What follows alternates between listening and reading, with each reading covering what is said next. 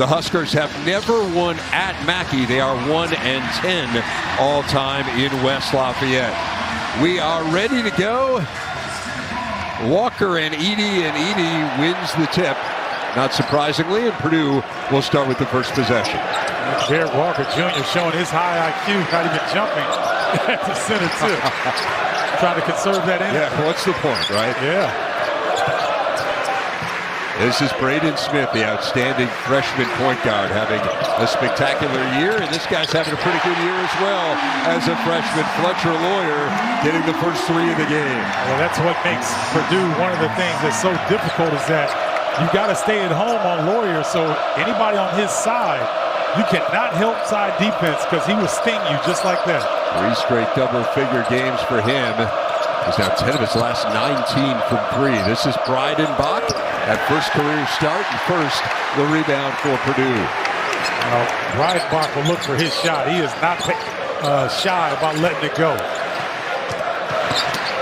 Loyor cut off now out to first. They tried to get it to Edey, knocked away by Dawson. This time they're able to get it to the big fella.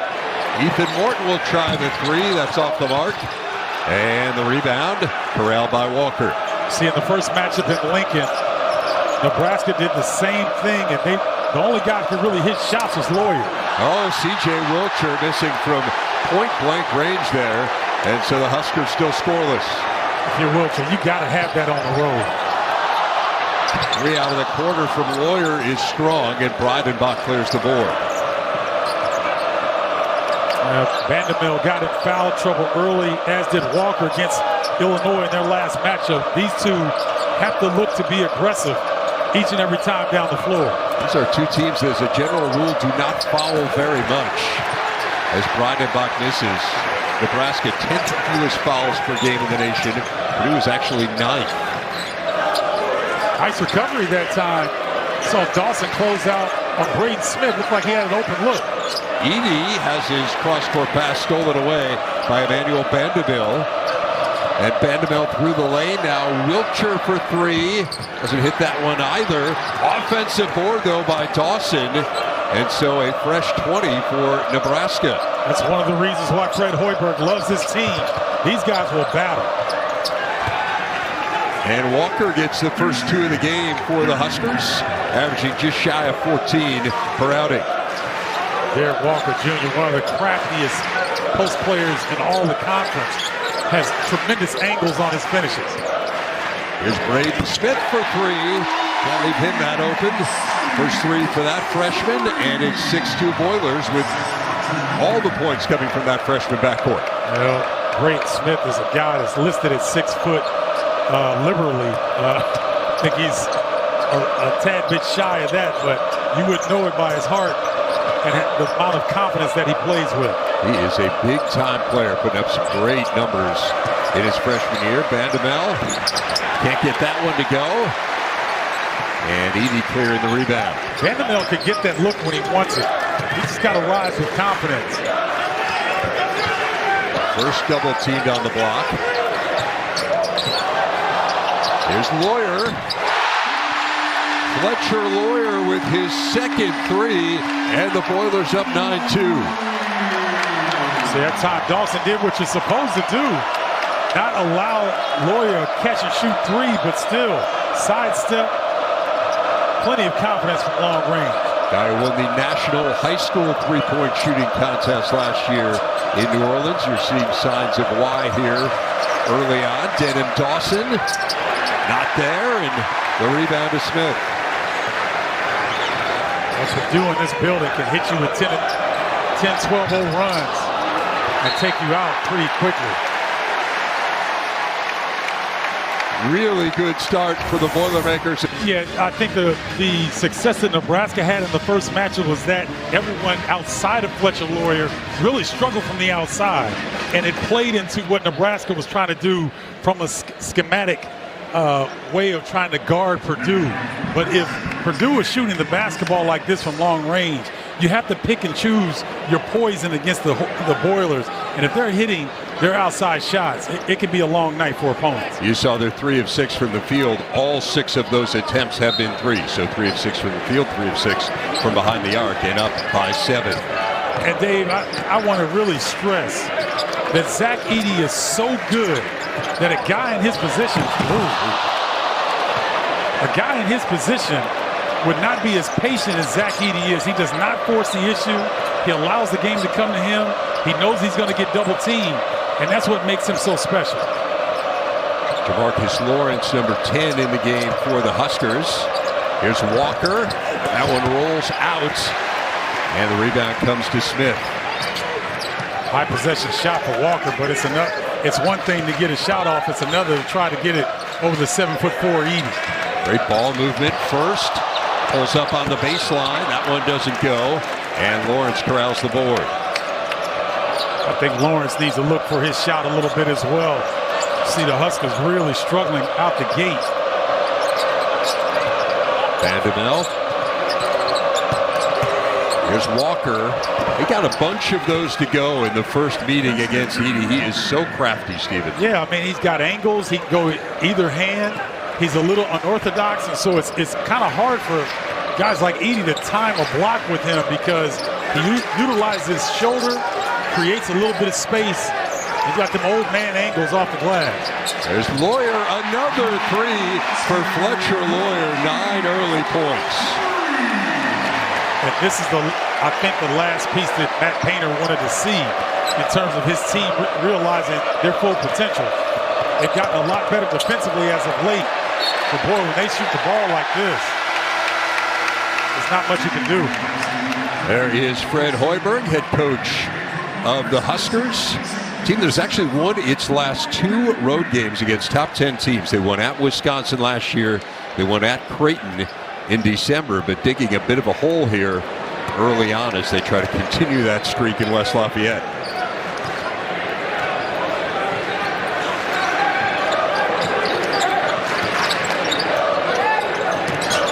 Boy, Smith puts a lot of pressure on you defensively. See how far he drags the defense out, allowing Newman to come up and get that space. Really knocked away by Lawrence. Now Newman will try a three. That one is short. And how about Braden Smith? Smallest guy on the court, Steven. Yeah, he's a gamer. I mean, he loves to compete.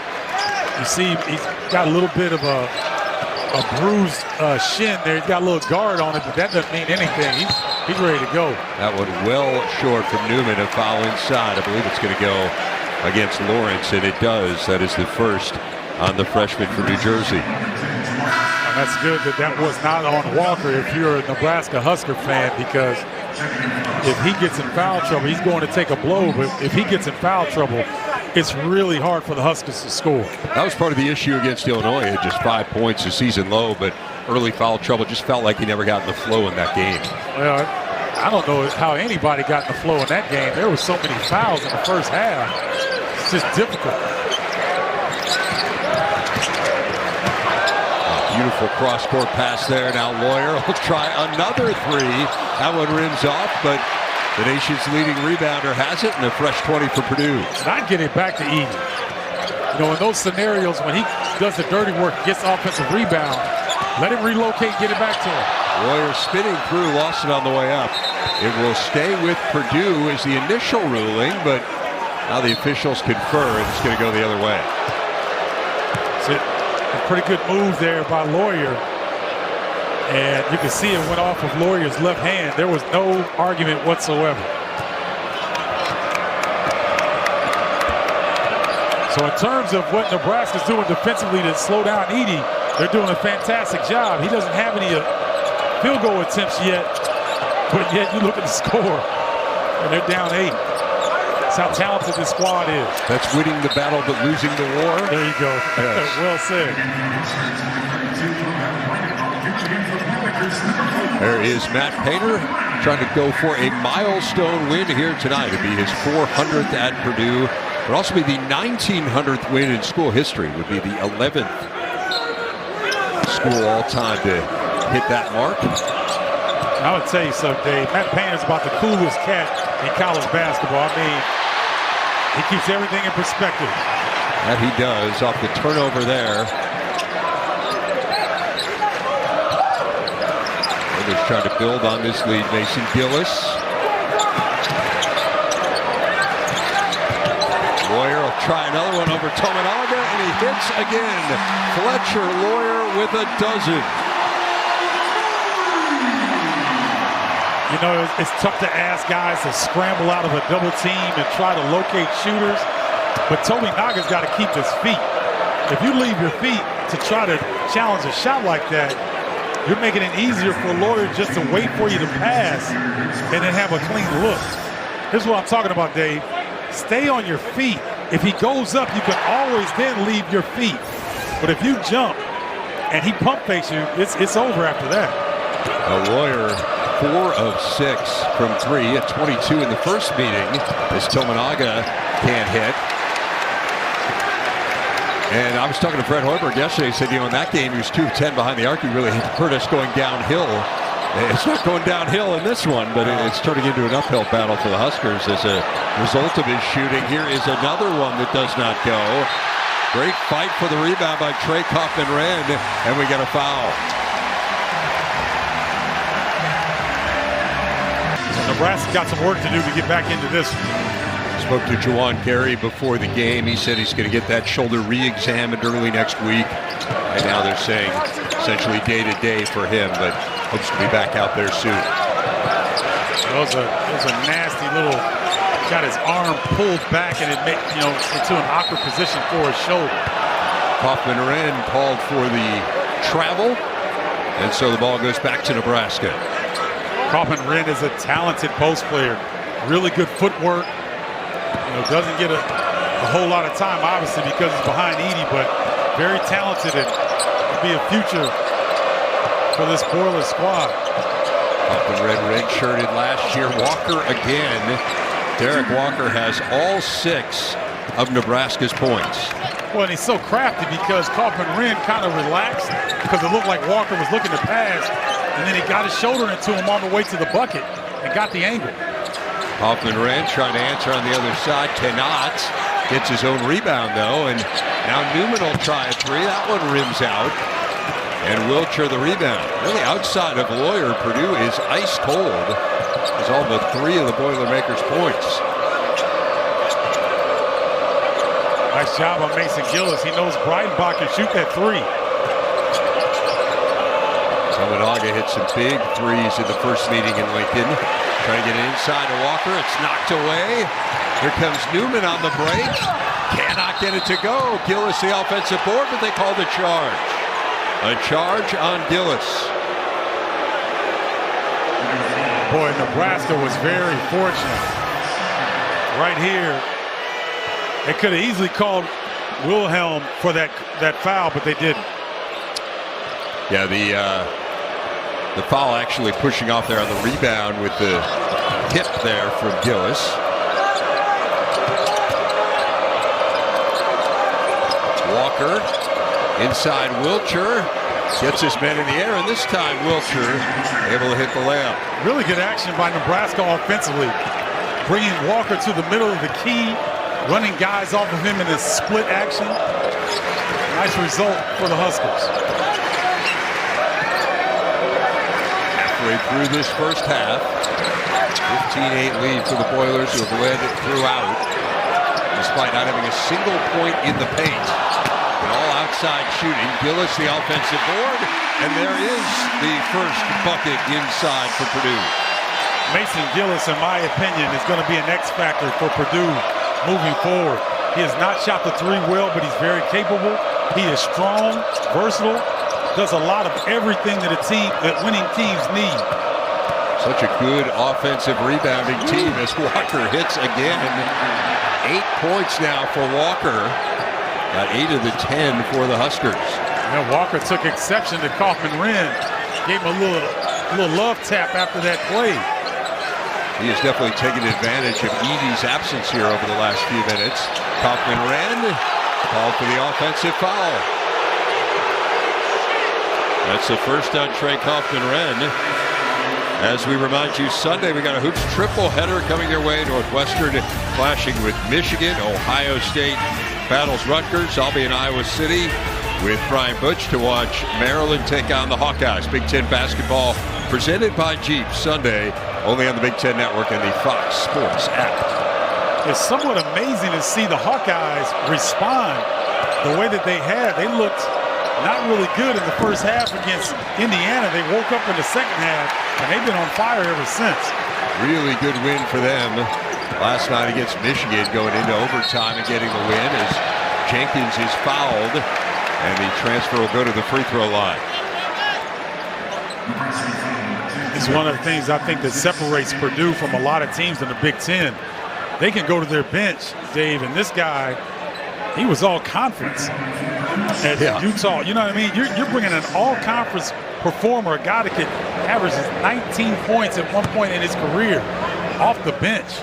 But he scored more than 1,900 career points, David Jenkins. Of course, this is his fourth school, and he's going to be 25 in May. So that goes a long way towards explaining the point production. But to your point, he's a guy who, in lots of other situations, would be a primary weapon. Oh, no doubt about it. And he's a secondary weapon here. And I was talking to Matt Painter about it yesterday, and he said he has accepted his role and just really pleased to be a part of what's a very good team. Yep, and you know what? If you're number one team in the country, it's kind of hard not to accept your role. You know what I mean? Oh, for sure. Guys can not like it, but there's not a lot they can say about it. Edey with the rebound. I know Wiltshire likes to get to that jumper, but he had an advantage over Morton. Turn the corner and get to the bucket, young fella.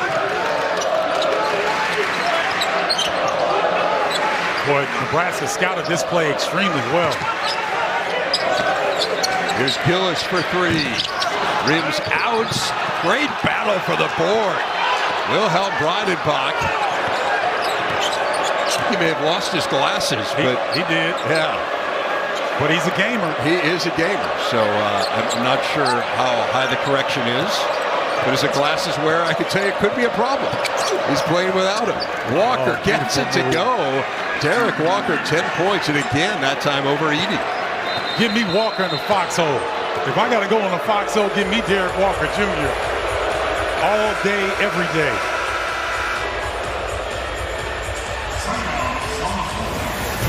Big fella squaring up Zach Edey, knowing he's got a disadvantage height-wise. Doesn't matter. Cross him up. Put the shoulder on him. Go left off glass, big fella. I see you. Meet Leon the third, the second, and the first of them all. 3 generations who all bank differently with Chase. Luckily, Chase has solutions that grow with you. One bank for now, for later, for life. Chase, make more of what's yours. Home is where you start the day. Out the door, you're on your way. All the places you wanna go. Maybe you should take it slow.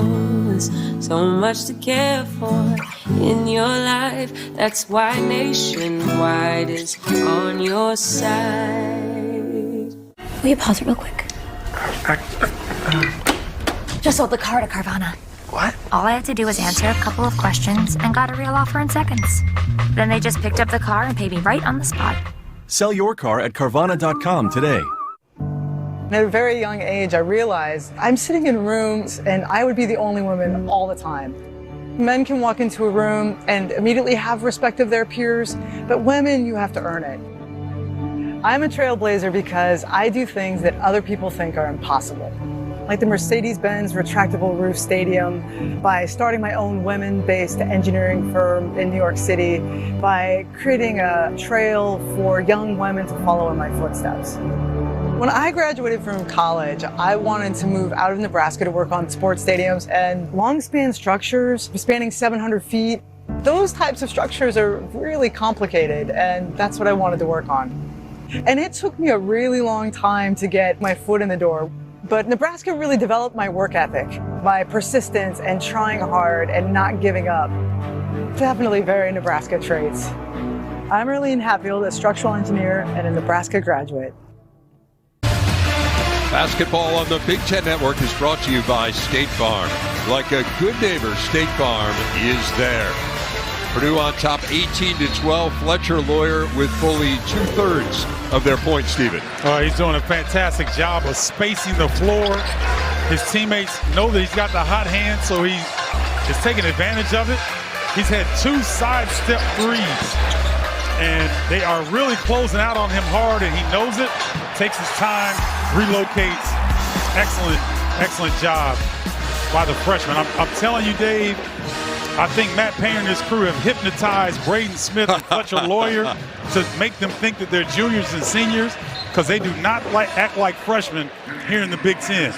I was talking to him a little bit about the young guys yesterday, and he was saying he does have a few concerns just about how long the season is with freshman guards. And he said, both come from such good basketball families that they kind of know what's coming, that they're coming into this with their eyes wide open. But that will be really interesting to see along the way, because they have not played like freshmen at all to this point.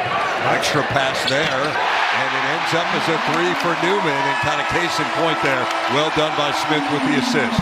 Yeah, Dave, you're talking about coming in with your eyes wide open. And Matt Painter says that Kendall Gill came into the Big Ten with his eyes wide open, but he didn't do anything really until his junior year. So what they're doing is phenomenal. Yeah, Kendall Gill turned out all right. I'd say Your so. Former teammate. Yeah. Long NBA career. Let me ask you this about Purdue. And again, look, they're up by 9 points, but they have a 7-4 center, and yet we're talking about a team that has taken 21 shots and 15 of them are threes. Does that bother you at all? No, because I think that's what the Huskers are giving Purdue. They had success with it in their first matchup, trying to limit Edey, and they're doing a great job of it. Nebraska just lost awareness of the shot clock there. Really good defensive possession from the Boilermakers. Vanderbilt has to be screaming. He's the point guard right now. He's not a natural point, I don't think. And so in that situation, your point guard has to scream the time on the shot clock, especially in this building. A tough spot for Vanderbilt, not really a true point, as you say. Sam Caruso, of course, normally is the point guard, but as we mentioned to you, out with a hip flexor injury.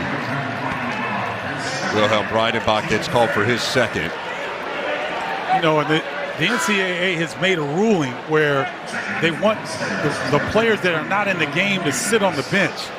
Well, in that scenario, if you got guys on the bench, they can scream it as well, jump up and be animated, try to help their teammates understand that the shot clock is running down. That's a rule that I wish that they would adjust or totally get rid of. Oleg Koyanich, 33 in the game now for Nebraska. Again, they have given Edey trouble on the post with that double team.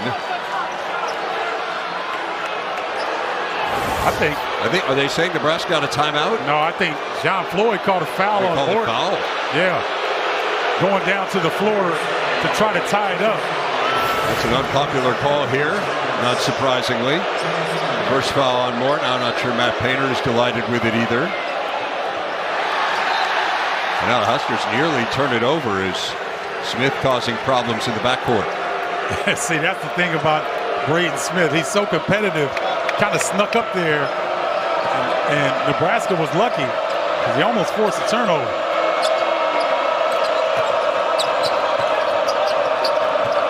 There's Denham Dawson on the drive, pivots and travels. And you know what? You know why he traveled? Because Zach Edey was in there, and he won't get credit for that. But there needs to be a stat that he should, because he alters so many shots. He makes guys second guess. And he doesn't have to foul in doing so. I would not pretend to have a great knowledge of the basketball goings on in San Bernardino, California, but I'm guessing Denham Dawson didn't see a whole lot of guys like that in high school last year. I think you're safe in saying that. It's just my gut instinct. Loyor, that doesn't go. And the rebound cleared out of there by Derek Walker.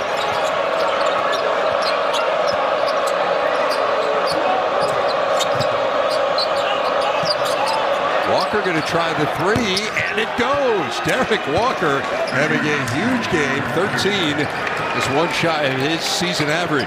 And if you're Zach Edey, you got to give that, because if you crowd him, he can put it on the deck and get to the rim like we've seen earlier in this half. That is the first three of the year for Walker, as Edey is fouled inside by Koyanich.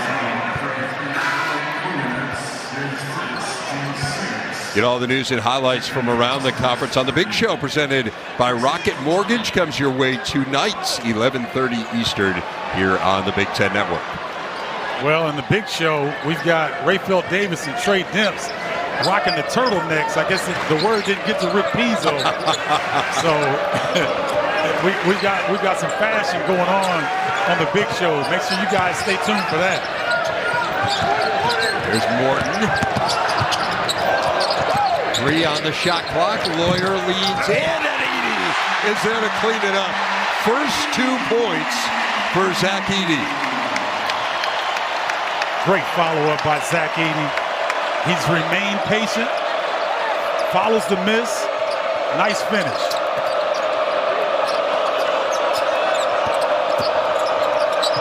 Bandemel drifting across the lane, and Emmanuel Bandemel, the Quebec City native transfer from SMU, has his first 2. He can get that shot when he wants to. Braden Smith cannot bother his release. He just got to take his time to get to the spots. Loyor. That one rims out. Edey, the offensive board, back up and in. Zach Edey, a fabulous offensive rebounder, gets the highest percentage of offensive rebounds of any player in the country when he is on the court. You saw evidence of it right there. That's exactly what I was thinking while you were talking. He was kind of the consummate KD-era Boilermaker, and he had muscles coming out of his muscles at a time when not everyone did. That's right. Kojanets there lays it in. First 2 for the redshirt freshman from Lithuania. It might get Kojanets a little bit of confidence there, and if Nebraska can get 2 or 3 buckets from him and stay within range, they'll feel pretty good about themselves going to the break. He dared first to shoot, and he hits the 3. Caleb First with his first points of the game, his 8th 3 of the season. Typically in those scenarios, when you study long, you study wrong. But that time First was able to get that down. That's hard to do, a double clutch 3. Tominaga trying to answer, and he does. First points for Keisei Tominaga. Some say Keisei is the Japanese Steph Curry, the way that he likes to shoot that 3. Try to get it off from different angles. That will help. Huskers doing a really good job right now of staying in touch with the Boilers. Just a 6-point game. Shot clock under 10. Smith got to make something happen, trying to get downhill out of the corner. Morton rims out. Guess who? Edey no good, but he'll go to the line. Boy, what a good sign for the Boilers to see Ethan Morton become more comfortable shooting the basketball. He's a guy early in the season that was reluctant to do so. As long as he can keep the defense honest, like he did at Ohio State, shot 2 of 5 from the field, that makes Purdue really, really difficult. I mentioned Edey grabbing the offensive rebound there, and talk about the offensive rebounding percentage for this team. He gets more than 21% of the offensive rebound opportunities when he's on the court. It is remarkable. Coming up, the State Farm halftime report. Rick Pizzo, Rayfel Davis, and Trey Demps standing by. Get you updated on everything going on around the Big Ten. One more game tonight, Illinois and Michigan State. Pretty big one in Champaign as Edey hits 1 of 2. Now 5 points for him, and the lead back up to 7. It's going to be interesting to see what Derek Walker. Oh my goodness, they posted Tominaga up. Fred Hoiberg going into his bag of tricks, putting the shooting guard in the post. I love it. Tominaga had 6 points against Illinois. They all came on 2-point shots. Fred Hoiberg was telling me that there's a little more to his arsenal than just being an outside shooter. They're trying to take advantage of that a bit as Smith dribbles it off his foot. He's trying to say it went off the Huskers, but to no avail. Braden Smith is something, because generally when you're a freshman and you make a turnover like that, the last thing you do is smile. He smiled that time. A lot of confidence with this young man. There's Tominaga. Oh, good pass. Beautiful pass around Edey, but then Kojanets traveled. Tominaga getting downhill, trying to occupy Edey. Good lead pass, but young fella, this is tough for him being in this scenario. And Koyanitz does not play a whole lot, less than 2 minutes per game, and we're seeing a lot of him here tonight. Again, a shorthanded Nebraska team, down 2 starters. Loyor, hesitation, gets to the rim, doesn't finish, but he'll go to the free throw line. Foster Loyor recognizing that the defense shading him a little bit, turns the corner. Well, I don't know. I think he might have gotten a break on that one. He got the chicken wing out there a little bit. They called it on Koyanitz. That is his third. And Fletcher Loyor hasn't scored in a while after that amazing start. Now 13 points. He's the 4th leading scorer among Big Ten freshmen. And we were talking about it. The coaches and teammates really rave about his confidence. Comes from a great basketball family. His father, John, is a scout for the Clippers. His grandfather, Al McFarland, played here at Purdue. His mom, Kate, was a former assistant volleyball coach at Purdue. And then we, of course, know of his brother, Foster Loyor, played at Michigan State, now at Davidson. Yeah, it was interesting to see when Purdue played Davidson, how those two were going to respond at the game. Walker that time tried to take it at Edey, gets it back, puts it up, rolls out, and Morton the rebound. And Walker looking at Brooks Wells, one of the officials, trying to get a call, but there's none to be had on that possession. Under a minute to go. Edey makes it look easy. That is 7 points for Edey, and the lead back out to 9. And Fred Hoiberg takes a timeout. Great touch by Zach Edey. You know, just taking what the defense gives him, not lowering his shoulder, just going up with a nice jump hook. Purdue being patient, looking for the big fella. He sees the double team is not coming. Nice 8-foot jump hook by Zach Edey. Zach Edey was quiet for much of this game. Did not score in the first 15 minutes. He's got 7 points in the last 4 minutes. And the junior from Toronto, great feature. I don't know if you saw it on the Journey this week on Edey growing up in Canada and wanting to be a baseball player and wanting to be a hockey player and kind of reluctantly coming to basketball. And pretty crazy to think. James Naismith, of course, the inventor of the game, Canadian. No Canadian has ever won the Naismith Award. Going back to 1969. And you think about Zach Edey, the front runner right now, so could be the first to win that award, named after his fellow countryman, of course, the inventor of the game of basketball. Stick around for the State Farm halftime report coming up. Rick Pizzo, Rayfeld Davis, Trey Demps. Get a little perspective on what we've seen so far, and I think you got to give Nebraska a ton of credit, Stephen. Oh, yeah. Come in here, a very difficult place to play. You got the paint crew back and fired up. You're down 2 players, and yet within single digits here in the final minute, they've hit 6 straight field goal attempts. Walker trying to make it 7, can't do it. Edey may have altered that one, and Smith's got it for Purdue. Talk about Edey and being front runner player of the year right now. I'll tell you what, though, according to the Purdue players, his mom is an MVP as well. Hooking up that grub. Shoot, that's the way to a college player's heart, is through his stomach. Yeah, his mom is retired early, and she is living in West Lafayette during the season. As Loyor hits the running layup there, 16 points for him. The lead up to 11, and a foul on Purdue. They had a foul to give. It's on Smith. That is his second. And so now 6/10 of a second here for Nebraska to try to make something happen. Almost a tip situation. Tominaga, I don't think he got it off. He did not. It went in, but they very quickly waved it off. John Floyd said no shot. I'm sure they will look at it, but from the naked eye, it appeared to be after the buzzer. Purdue will find a different way. They make adjustments as well as any team in college basketball at halftime. Watch for them to get the ball to Edey Moore in the paint to get him opportunity. He certainly got it going in that latter quarter of the first half after being held scoreless for the first 15 minutes or so of this one. Denham Dawson getting his first career start. Again, Sam Griesel, their starting point guard, out for this game as Morton steals it away. Loyor now on the break, and Dawson fouled him. Probably on the floor. First foul on Denham Dawson. That's a pretty good foul by Dawson, because if he doesn't do that, Purdue has a 2-on-1 fast break. Mason Gillis just not taking care of the basketball. Morton doing a good job.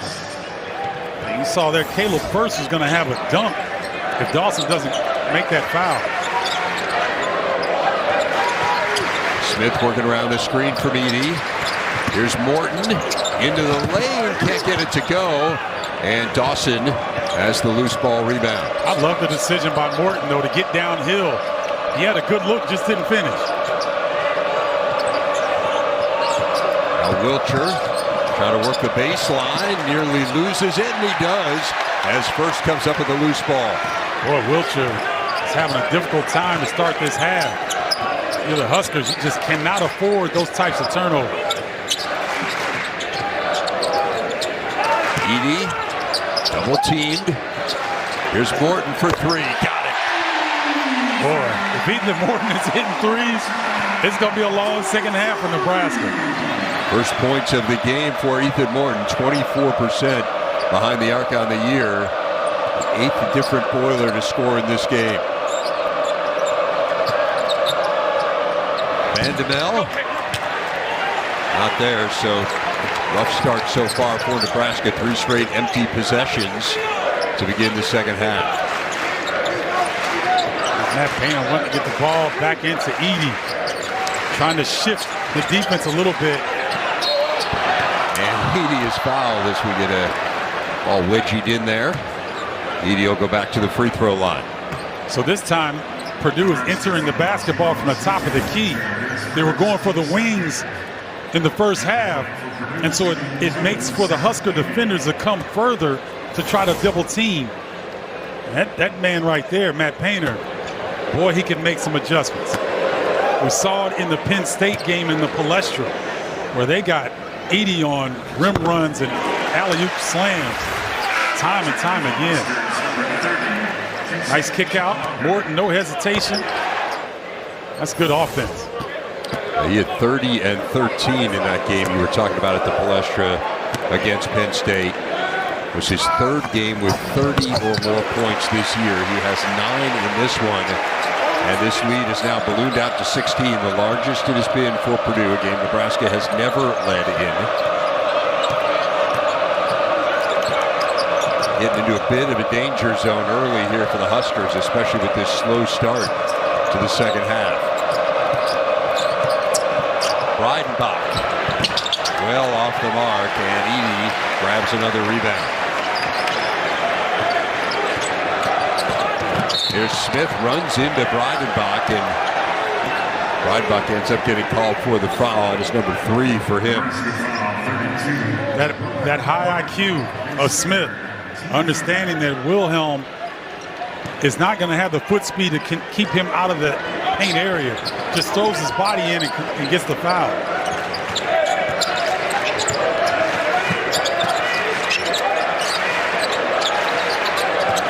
Loyor working behind the Edey screen.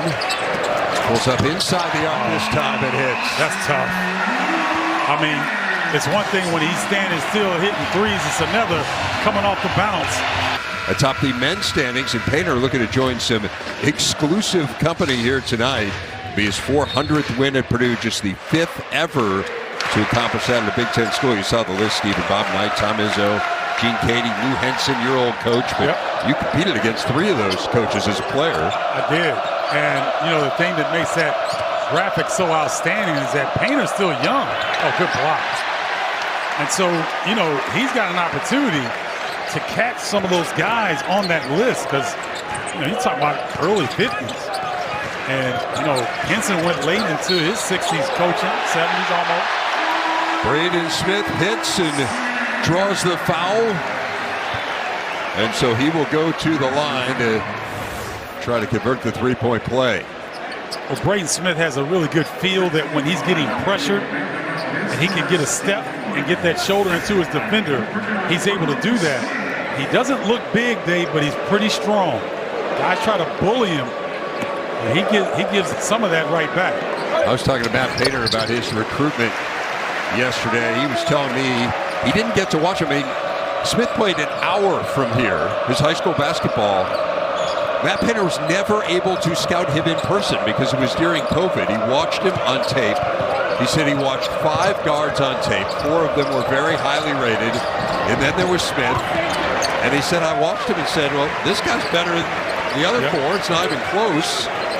A guy who was rated about 200 by 24/7. He was unranked by rivals, and he's having just a fabulous year.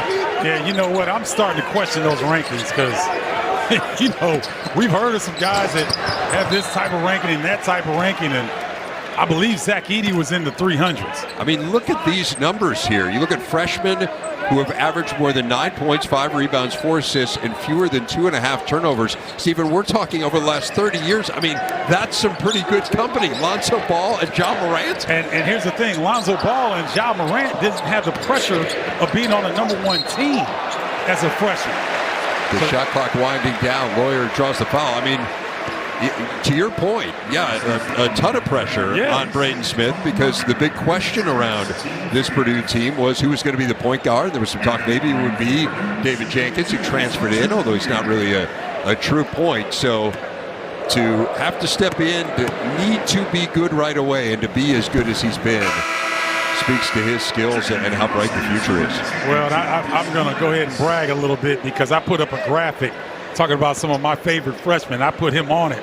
And I caught some heat from some of the Big Ten fan bases because they felt like I left some other people off. But I know what I'm looking at. I saw him in the preseason. I knew he was going to be a player. And you get it. I mean, you can see where people might look at him in high school and say, he's a little bit too small. But, man, you watch him play. I mean, it'd take more than 5 minutes to see the great energy he's got. He's incredibly skilled. Nice pass there. And Walker finishes off the layup. 15 now for Derek Walker. And Nebraska's still down 20. Oh, these guys, they're different. And you know, their competitiveness and their ability to get after it each and every night kind of separates them from some of the other freshmen that you see on a regular basis. First missing that one. Vanderbilt on the move. Euro steps through and lays it in. Nebraska has this ability to cut leads. I've seen it time and time again. They may get down 15, 18. They're not going to stop playing. Fred Hoiberg really likes this team. He said they're a joy to be around every day. Play really hard for him, very connected. They've improved dramatically on this end of the court, although you wouldn't know it from that little sequence right there. His first throws down the dunk. Well, Fletcher Loyor showing his IQ that time. Lawrence was running out to try to close out on the shot. Loyor puts it on the deck, but he's able to make a move off the bounce. Tominaga. And I believe Morton got it. Purdue up by 20, and of course Michigan State playing later tonight, so the Boilers at worst would remain in a first place tie were they to win. What else stands as you look at the standings, Stephen? Well, you look at these teams, in Ohio State 2 weeks ago looked like the second best team in the league, and now they're going through the gauntlet of their particular schedule. Iowa looked like they were going to struggle the rest of the year, and they elevated, and then Indiana's had some key injuries, and they've dropped out of being nationally ranked. And so you're going to see some shifting movements throughout this Big Ten Conference slate. It's going to be fascinating to watch. I said to Trey Demps on Big Ten Today this morning, I said the game last night with Minnesota, to me, we entered into we're officially in the I have no earthly idea what's going to happen That's a great phase point. of this season. It's a great point. Because, and Minnesota played better these last couple of games, and so I don't think it was a huge shock that they would win a game, but to win a game in Columbus against a team that really needed a win, they haven't been playing well.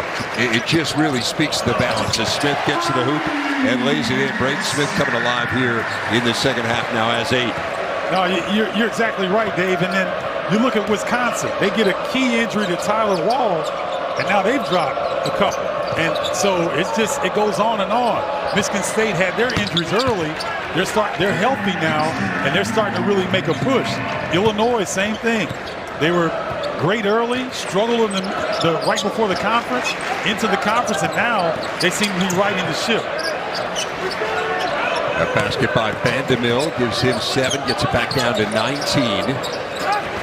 Here's Edey, and knocked away. I lost it on the way up, and Walker now the other way. Walker through the lane, not there, and Edey has the rebound. We like Walker's aggressiveness, but I haven't seen him go coast to coast. It might be a little bit out of his skill set.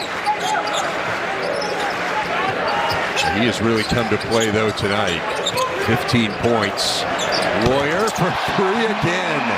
Fletcher Loyor now has 22, tying his career high. Fletcher looks like he's back on the playground in his hometown. Loose, relaxed, knows where all the bumps are. Well, I was going to say on the asphalt, but these guys didn't play outside.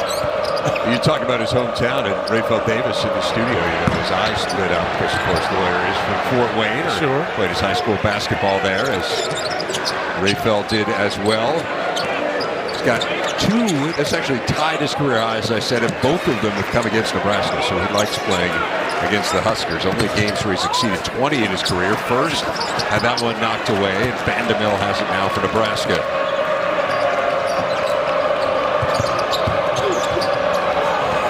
Walker on the other end. I love it. Vanderbilt was calling for Walker to come up and set a screen, and Walker said, you know what, just give me the ball and let me go to work. He knew he had an advantage. Nice finish. Derek Walker, such a good story. First member of his family to graduate from college. He started his own trucking company. Has his own company already. Really impressive kid. Yeah, these young players, they are exposed to a lot more opportunities now. And they don't have to wait till they get out of college. They can go ahead and do whatever they need to do. And Walker taking advantage of Edey in that situation right there. Nice job setting it up with the right-hand dribble, coming back with his left hand off glass. Now Walker checking out of the lineup now at 17 points here. Talk about not needing to wait until he's out of college. This is his 7th year out of high school because he took a prep year, and now this is his 6th year of college. So we talk about kind of some of his savvy. I mean, he's been out of high school longer than Zach Edey has been playing basketball. That's a great stat. And the thing is, so I would say he and David Jenkins may have figured it out. They're trying to stay in college as long as they possibly can. Exactly. They got it down. We got a whistle. And an offensive foul on the Boilers. It's going to go against Edey, his first of the game. Oh, Edey's upset. Still a 20-point lead for Purdue as Matt Painter asks for an explanation. His team leading big. Zach Edey is an excellent passer. He's gotten better and better passing out of the post here. One of the areas where you hear that term, the game slowing down, and it does seem like, again, he's new to basketball. I mean, that's what the crazy thing about it is. Only been playing for about 5 years as Tominaga hits the 3. So it takes a while for that stuff. Oh, there's no doubt about it. And I think he's also gotten more comfortable being 7'4", and understanding that he's got a lot of size where he can take a little bit more time on those decisions, maybe than some of that 6'9". Edey cannot corral that alley-oop, and Breidenbach has it for Nebraska. Boy, Purdue doing a really good job getting back defensively. Tominaga, that one off the back heel. Breidenbach goes flying through for the rebound and gets called for the foul. That is number 4 on Wilhelm Breidenbach. Casey, I'm not real happy with that shot right there. He had 2 Purdue defenders flying at him early in the possession. Can try to move the Boiler defense around a little bit more and still get that shot. Boilermakers going to the free throw line. They'll be in the bonus the rest of the way. Mason Gillis at the free throw line. Nebraska has yet to shoot a free throw in this game. Purdue's opponents have shot the fewest free throws of any team in the country as Gillis hits the first free throw. 3 points for him. Again, I just think Mason Gillis, there's going to come a point in time in this season where he's going to come up big for the Boilers.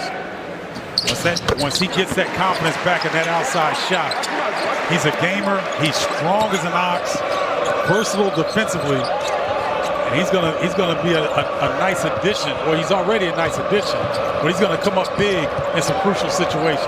Bandemel, that one does not go, and battle for the rebound. It will go to Purdue.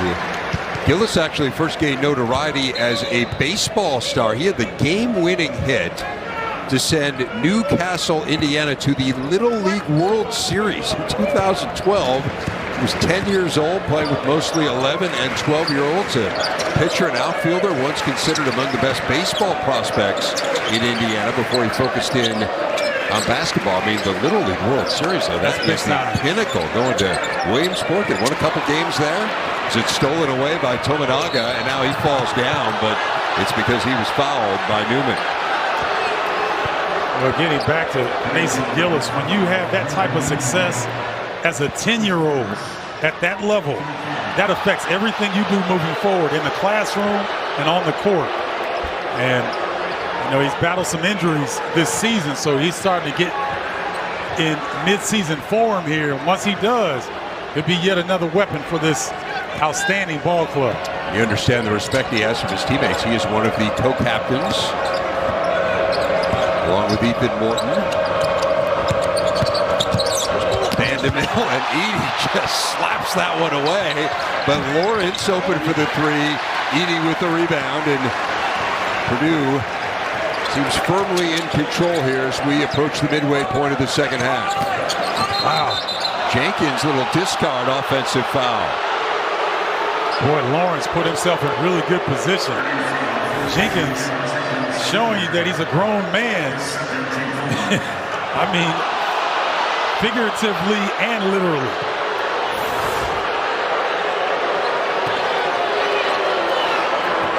Not a popular call here. Not many calls against the home team are popular as a general rule. I agree. And you know what? That's what you want. You want a home advantage like this. Tominaga is fouled, so this will be the first trip to the free throw line for Nebraska tonight as Newman gets called for his second foul. Keisei Tominaga, who had the huge game the first time these two played, Keisei, to the stripe. He plays with a ton of confidence.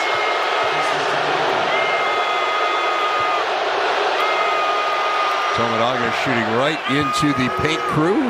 Calmly hits the free throw. He's not missed one all year. He's 20 of 20. He is our Tums relief player of the game. Tominaga at 9 points, so trying to get into double figures here for the 5th time on the season.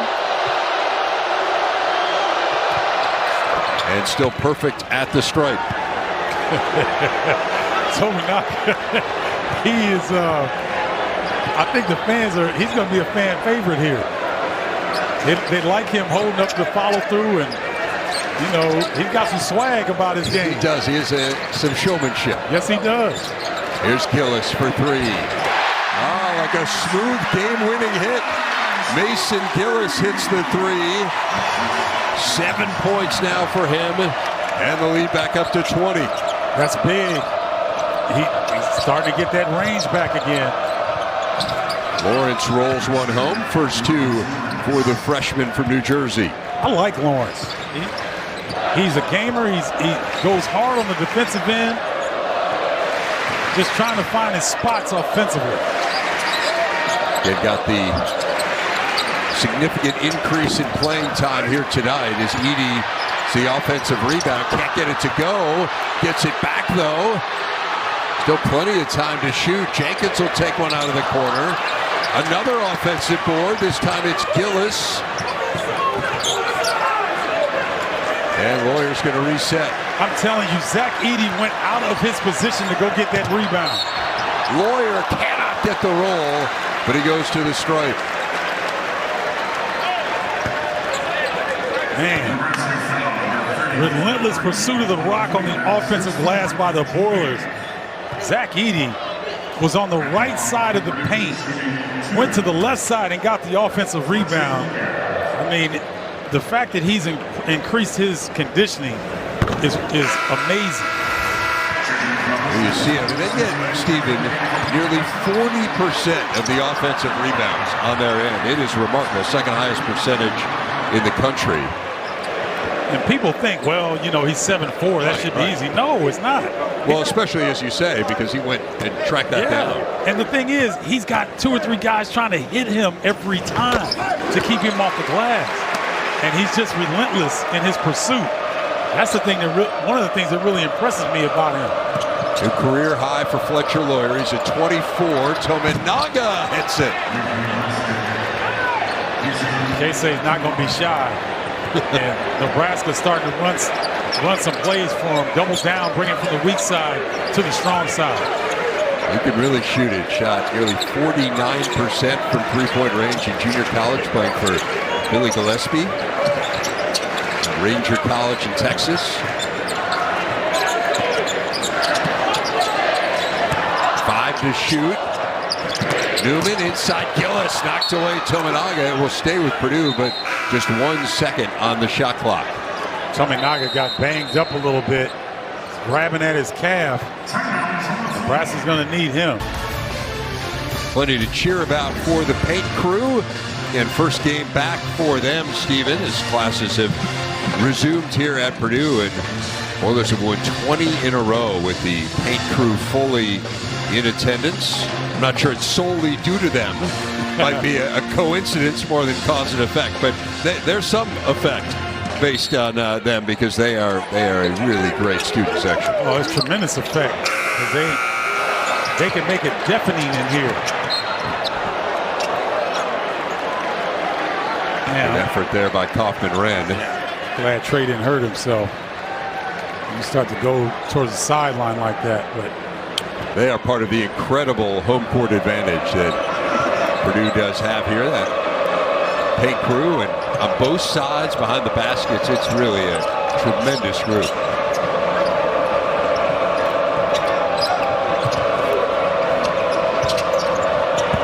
Breidenbach cannot get it to go. It was altered slightly, I think, by Kaufman-Renn there. And Breidenbach really tried to get to the rim before Kaufman-Renn could get there. Just rushed the attempt. Gillis cut off. Here's Kaufman-Renn over Walker, and he'll go to the free throw line. That's a good call.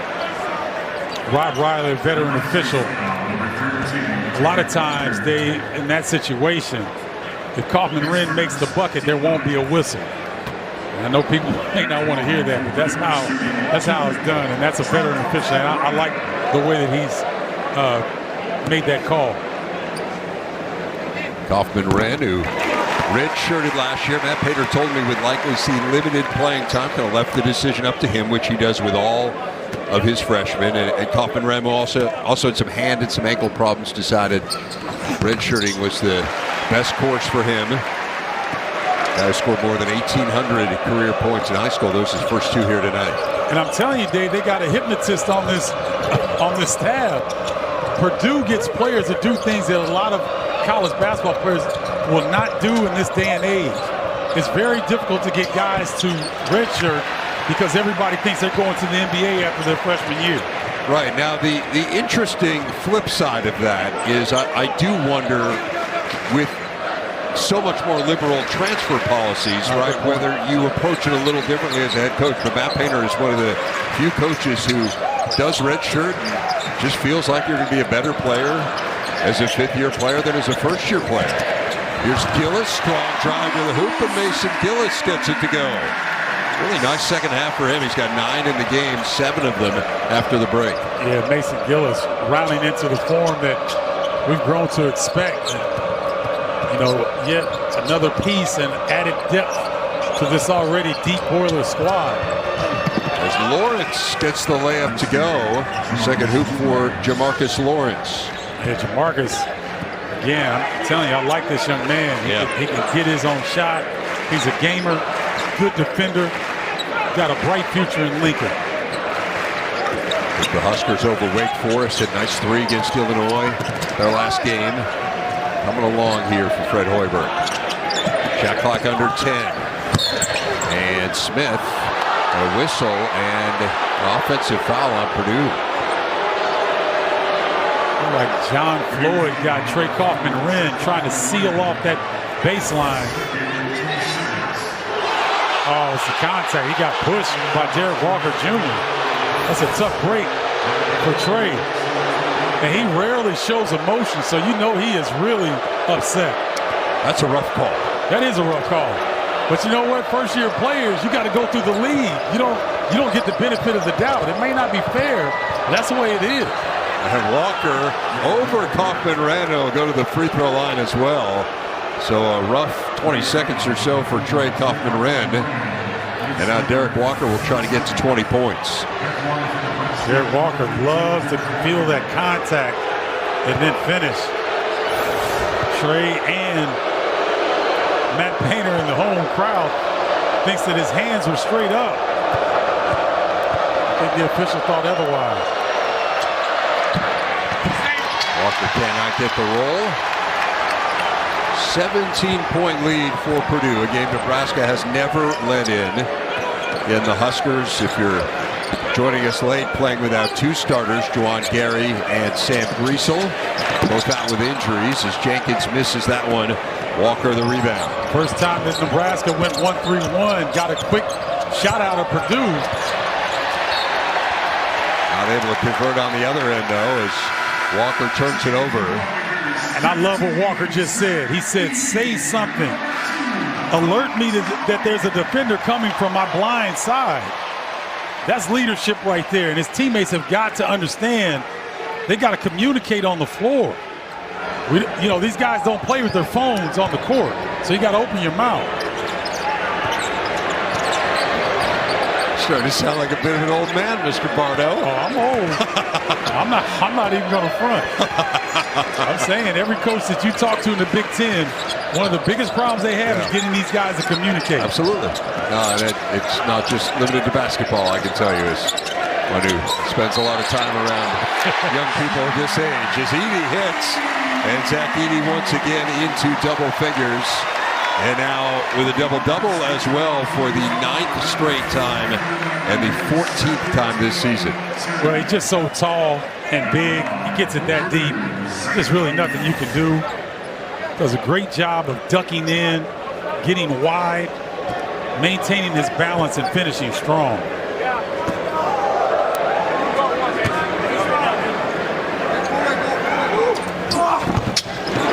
Goes home the free throw. That is a dozen for Edey. 12 points, 12 rebounds.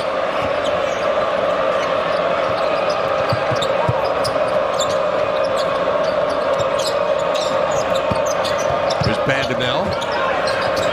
Look at the defensive rotation of the Boilers.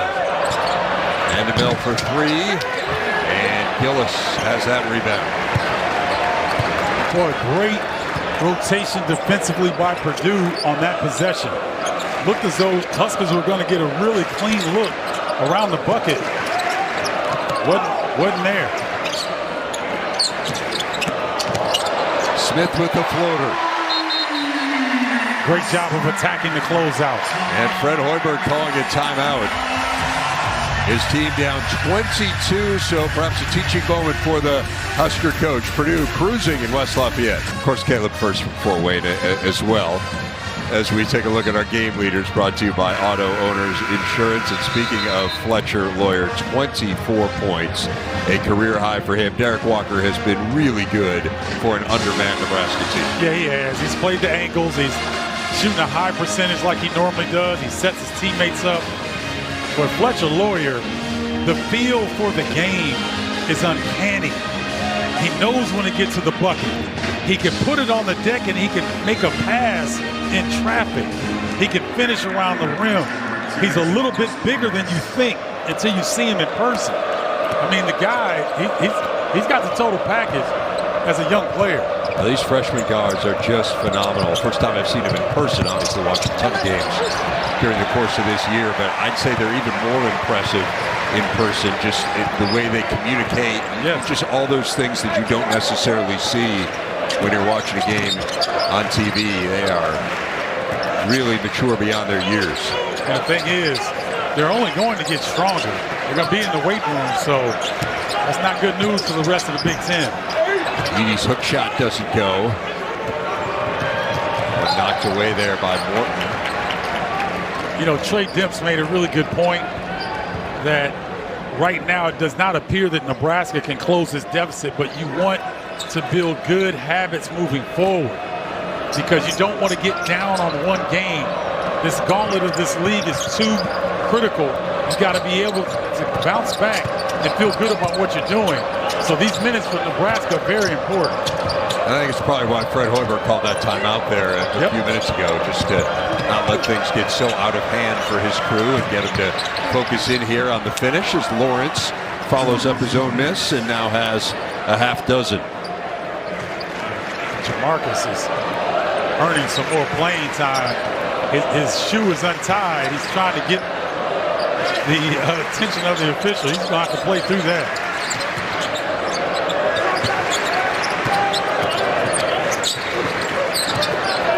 Edey and Walker step in front of him there. Now Tominaga resets for three and hits it.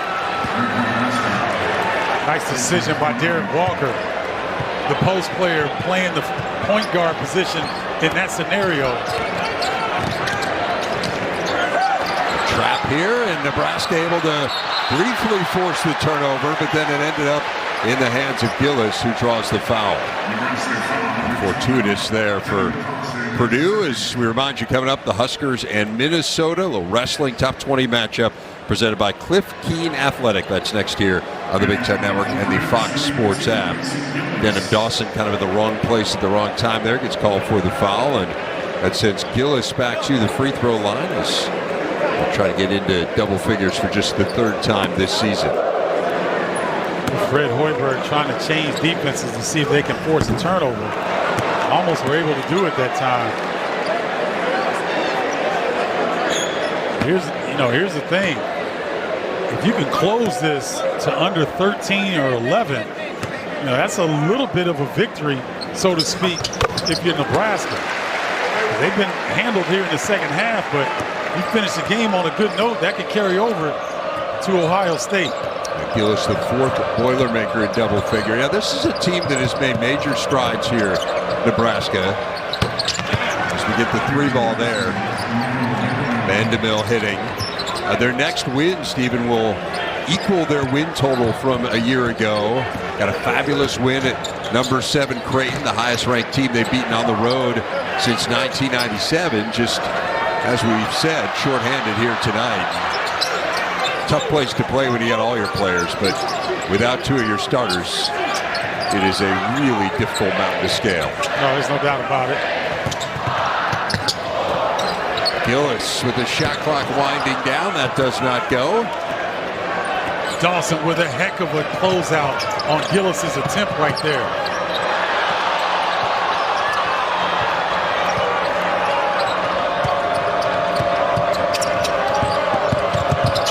Dawson tries the reverse, and Edey has the rebound for Purdue.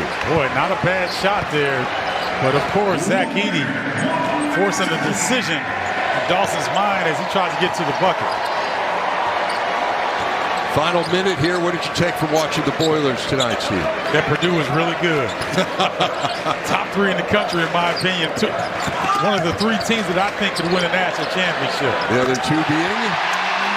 I would have to say Kansas, and I'd have to say the Houston Cougars have got to be in the conversation as well. The metrics love the Houston Cougars as well. Lawrence, that one doesn't go. Fletcher Loyor has just been phenomenal. 27 points for him. And the shot clock is off. Purdue will not have to shoot again. Leading from start to finish in this one, Purdue, as Matt Painter gets career win number 400. And the Whose House, Our House chants raining down here from the paint crew. The Boilermakers now 16-1 on the year, and the 11th school ever to win 1,900 games, 400 of them coached by that man. Oh, he's done a fantastic job in this, carrying on the tradition of Gene Cady, but he's put his own spin on what Purdue is, and it's been fun to see. Zach Edey didn't need to have a huge game, but did get another double-double Fletcher Loyor obviously was the story. Is the Boilers improved to 16-1. They are 5-1 in the Big Ten. Nebraska falls to 9-9. They are 2-5.